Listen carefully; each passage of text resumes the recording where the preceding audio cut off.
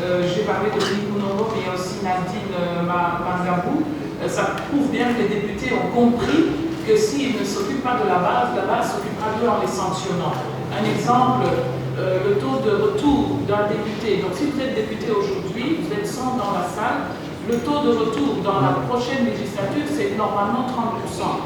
Mais cette fois-ci, les Congolais ont vraiment sanctionné les députés parce que c'est seulement 15% des anciens députés qui sont revenus. Donc oui, il faut faire attention à la base. Coutumier, qu'on désigne députés provinciaux dans une assemblée provinciale. Les chefs coutumiers ne sont pas élus, ils sont cooptés. On pourrait envisager de faire la même chose pour les femmes parce qu'elles ont plus d'obstacles que les autres. Alors il pourrait y avoir des élections ouvertes pour tout le monde, hommes comme femmes, et puis des élections ou plutôt des désignations qui seraient sur base de la cooptation. Ce n'est pas une invention, ce n'est pas un cadeau. Ça a été fait en Afrique du Sud, ça a été fait au Rwanda et en Grande-Bretagne. Alors, les femmes aussi, sur cette question, le procès de compétence des femmes, ça arrive toujours. Et je crois que c'est un peu dépassé, c'est un peu moyenâgeux, comme l'a dit l'invité ici. La seule chose que je dirais en plus, c'est que aujourd'hui, les femmes haussent le ton. Je ne filme pas tous ceux que je rencontre à l'Assemblée nationale, mais j'ai essayé d'être terrestre des autres provinces, de venir nous rencontrer. Et ces gens-là, c'est la base. Et ils savent exactement, ces femmes savent exactement ce qui ne va pas dans les lois. On ne va pas revenir là-dessus, mais moi, ma proposition serait, et je le réitère, comme nous voulons que l'Assemblée nationale soit ouverte, que nous ayons peut-être un groupe de travail où la société civile vient de façon un peu plus ordonnée et organisée nous donner son point de vue sur ce qui bloque dans les lois aujourd'hui. Parce que oui, il ne faut pas faire un tabou de la question de la Constitution ou de la loi électorale. J'entends parfois des gens qui ne sont pas congolais, qui sont à Paris, Bruxelles, aux États-Unis, en disant « Oh là là, il faut pas toucher la Constitution ». Mais si les femmes de Canada, les femmes de Bukavu, les femmes de Kwilu me disent « Madame, il faut changer cette loi parce que vraiment on n'y arrive pas », je ne vais pas vraiment écouter ce qu'on me dit à Paris ou Washington parce qu'on n'a pas la même culture, on n'a pas les mêmes facilités. Donc oui, la question de réviser, d'encourager les autres femmes. Je crois aussi qu'il a été parlé des conditions financières. Oui, c'est vrai que la question de la condition financière doit être regardée, particulièrement pour les femmes, parce qu'une élection, c'est quand même un alignement de moyens humains importants. Vous faites la campagne, mais vous avez peut-être 20, 50, 100 personnes avec vous, et c'est un alignement de moyens financiers importants. Une élection de député national, ça coûte très cher aujourd'hui en République démocratique du Congo et ça pose question. Et c'est pour ça que les lois doivent être revisitées. Celui qui a dit que pour garder contact avec la base et donner un exemple aux femmes pour qu'elles viennent, il faudrait que nos séances à l'Assemblée nationale soient retransmises en direct. Nous avons essayé. Alors la RTNC nous donne parfois le relais, mais comme les débats peuvent être très sincères, très vifs et très démocratiques, ce n'est pas tout le monde qui est très confortable avec cette vivacité des débats. Donc c'est à vous à dire à la RTNC, vous avez envie que la RTNC retransmette en direct pour qu'elle soit convaincue que ce n'est pas quelque chose de dangereux de montrer les débats à l'Assemblée nationale. Alors au-delà de ça, nous invitons aussi certains groupes, des étudiants, des associations de chauffeurs, associations de coiffeurs. Beaucoup de gens nous écrivent en disant, nous, telle association, on veut venir à une plénière, et c'est possible, nous avons notre chargé des relations publiques dans la salle qui pourra donner ses coordonnées, mais il faut être un groupe, une association, pas des individus. Alors, je m'appelle de l'ensuite. Voilà, nous chutons, et nous chutons en disant que ce n'est pas que les femmes ne sont pas intéressées, ce n'est pas qu'elles doivent passer par la case Ligue des femmes, non. On dit tout simplement qu'il faut mettre en place des outils qui permettent à la femme d'y arriver, et ce n'est pas la femme qui est contre l'autre femme. Moi, le témoignage que j'ai, c'est que c'est beaucoup de femmes dans le reste du Congo qui m'ont aidé à devenir ce que je suis par ce qu'elles m'ont appris, par les conseils qu'elles me sont donnés. Donc c'est aussi une image un peu dépassée. Les hommes aussi font la concurrence entre eux. On dramatise quand c'est les femmes. Voilà, merci. Nous voici à présent dans la seconde partie de notre éventail débat du jour. Nous échangeons autour de l'engagement de la femme dans les élections locales. Comment la femme peut-elle s'impliquer pleinement en tant que sensibilisatrice aux élections locales et comment l'aider à y arriver? Ce sont là les questions que nous vous posons d'abord à vous qui êtes présents ici dans la salle. Donc si vous pouvez nous donner des réponses à cela. Nous pouvons nommer la parole. Voilà, nous avons 6 d'entre vous et c'est le moment de faire. Nous avons dit 6 personnes ici dans la salle pour nous partager leurs avis, leurs suggestions sur comment est-ce que la femme peut pleinement s'impliquer en tant que sensibilisatrice autour des élections locales et comment l'aider à y arriver. Vos idées, vos avis sont les bienvenus. Oui, monsieur, vous donnez votre nom et vous allez directement à l'essentiel. Merci. C'est docteur Jacques Mourbian. La circonscription de Lubudi, donc nous venons du Congo profond. Moi, je vais directement au but. Si nous en sommes là, c'est parce que j'ai été très active dans les mouvements associatifs. Donc, je conseillerais aux jeunes filles, aux jeunes dames qui sont là, même aux dames plus âgées qui n'ont jamais osé s'engager en politique, d'aller dans les ONG.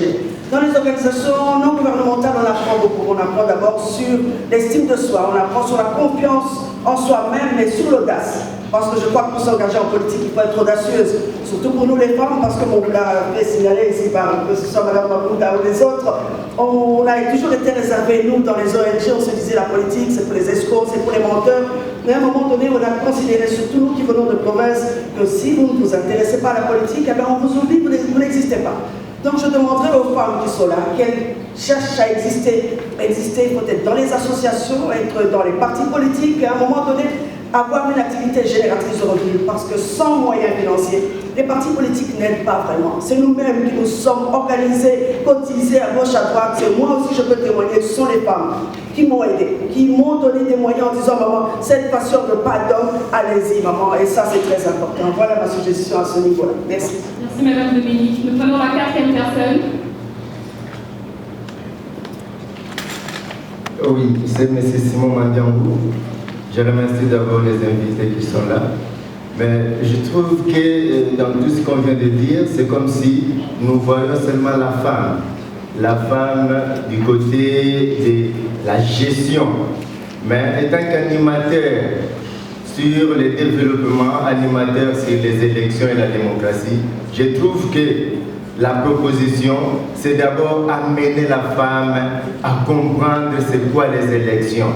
Parce que je suis souvent sur terrain avec ces femmes dont vous parlez, mais il faudrait qu'il y ait des moyens. Alors nos dirigeants qui puissent mettre des moyens pour la sensibilisation de cette femme que nous voulons qu'elle soit à la fois gestionnaire et à la fois aussi bénéficiaire de ces élections. Voilà ma proposition et que les dirigeants puissent mettre des moyens pour que les animateurs puissent arriver à la base et partout dans les milieux et les recoins de notre pays pour qu'ils accèdent d'abord aux élections. Merci, monsieur Simon. Voilà, merci. Merci. Nous allons prendre la 5e personne, l'avant-dernière.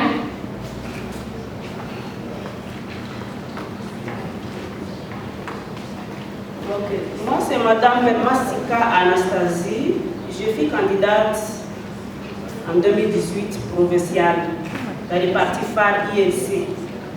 Je voulais dire ceci. Ma participation est que la femme doit éviter des conflits inutiles et qu'elle doit d'abord être un relais communautaire. Point barre, j'ai dit. Relais communautaire, le message est passé. La 6e personne.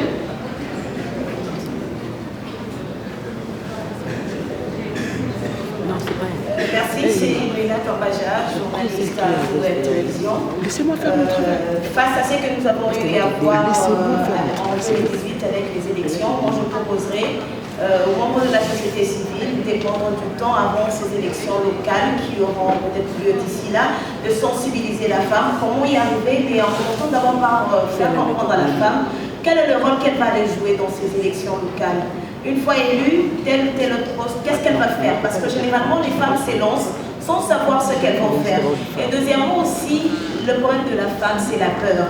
Il faut que les associations, notamment qui sont sur le terrain pour sensibiliser les femmes, puissent arriver à faire comprendre à la femme que la peur n'amène nulle part et bannir la peur, c'est-à-dire qu'elle peut aussi facilement aussi affronter. Et troisièmement aussi, je recommande à Madame Janine Mabounda, en tant que femme, c'est déjà un exemple pour plusieurs femmes, je voudrais que pendant ces élections locales, qu'elle s'implique à sensibiliser, à lancer juste un message qui pourrait réconforter les femmes pour leur implication.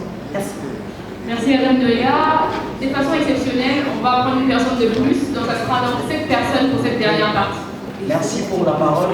je suis étudiant à l'université protestante au Congo, en droit. On vous appelle comment? Moussaka Ingokesha. Ma proposition, c'est celle-ci.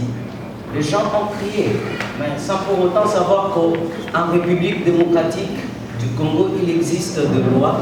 Mais le plus grand problème en République démocratique du Congo, c'est le problème d'application de loi, qui est un frein pour l'application ou la participation de femmes dans la gestion de la chose publique. J'ai dit et je vous remercie.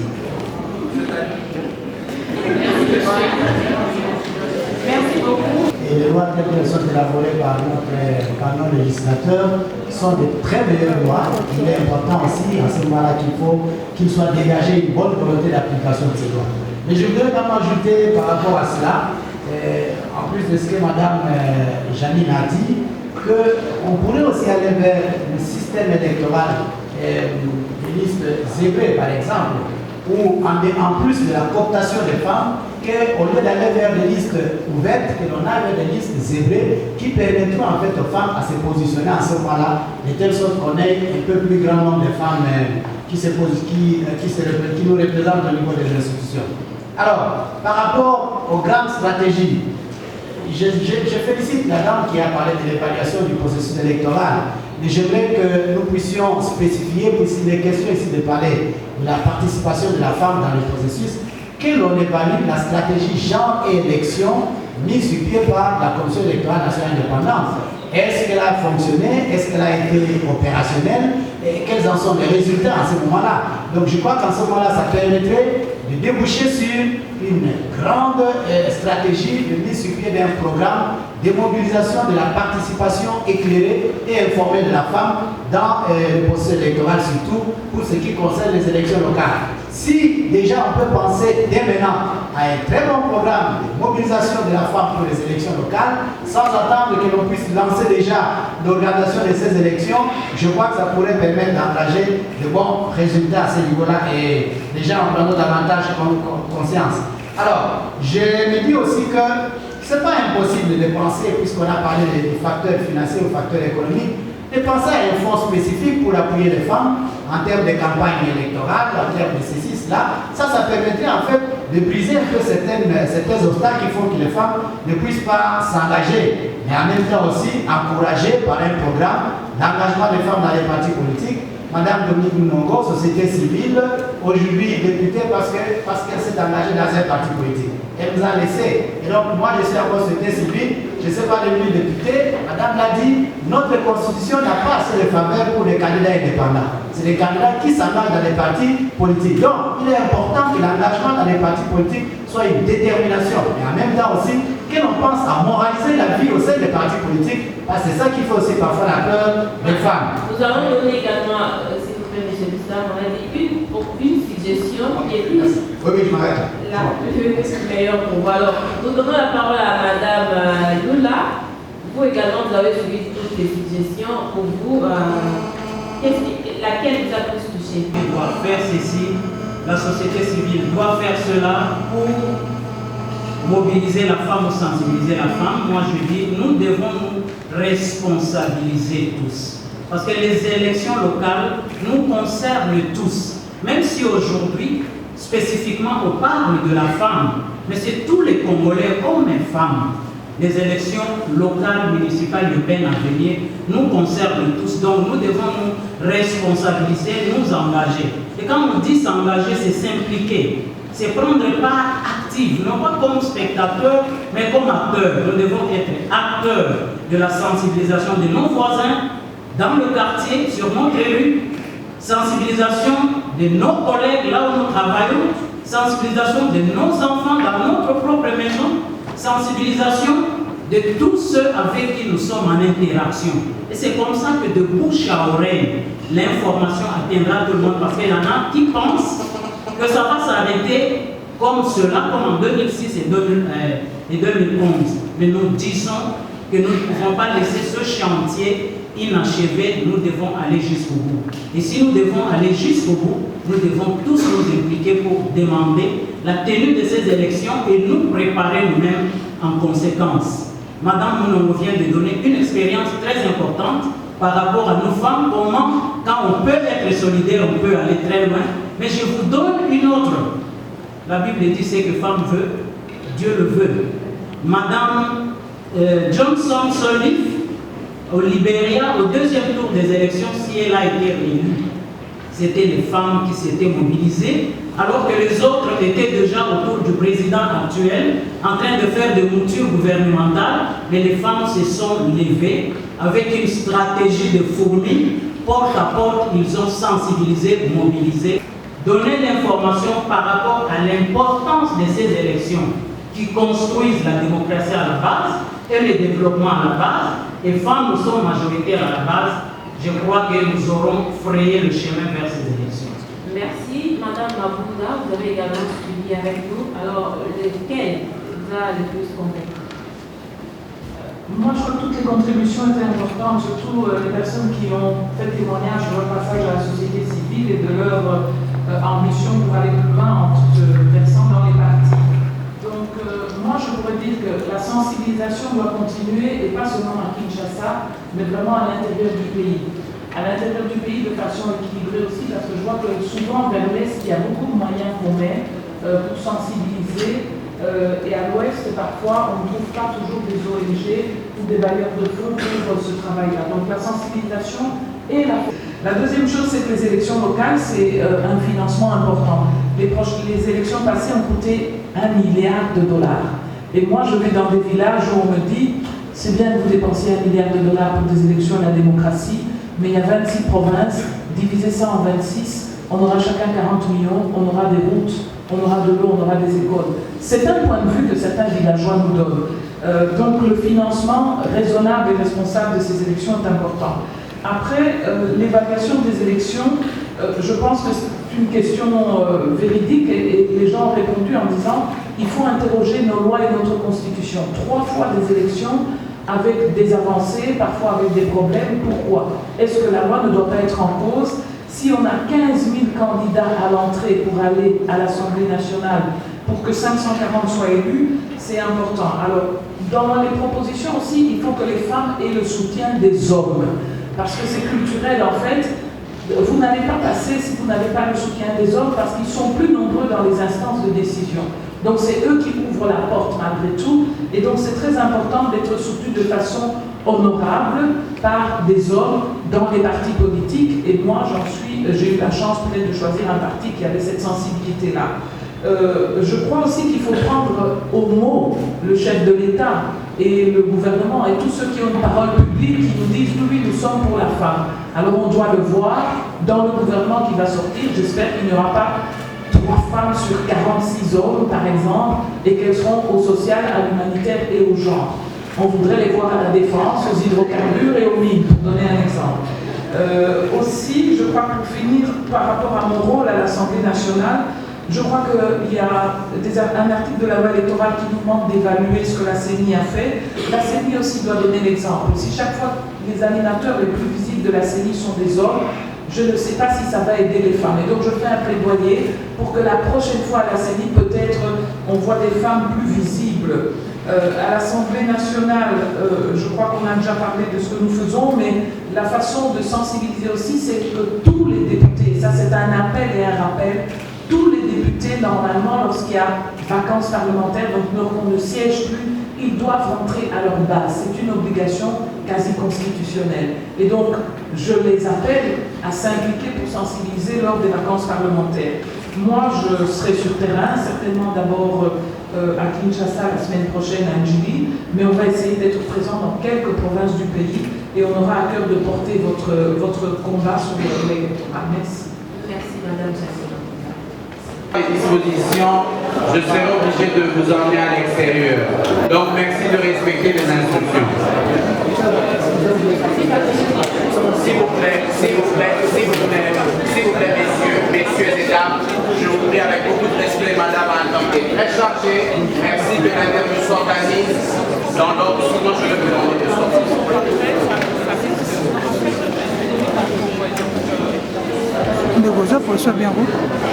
Une fois de plus, à la suite d'autres groupes de femmes que nous avons rencontrés précédemment, que l'état des lois actuel ne leur permet pas d'entrer en compétition politique avec autant de facilité et autant d'aisance que pour être victorieuse. Et donc l'enjeu ici était de discuter ensemble pour voir comment on peut faire monter en capacité les femmes pour que dans le prochain rendez-vous des élections locales, elles puissent avoir un espace qui leur permette de gagner aux côtés des collègues hommes. Merci.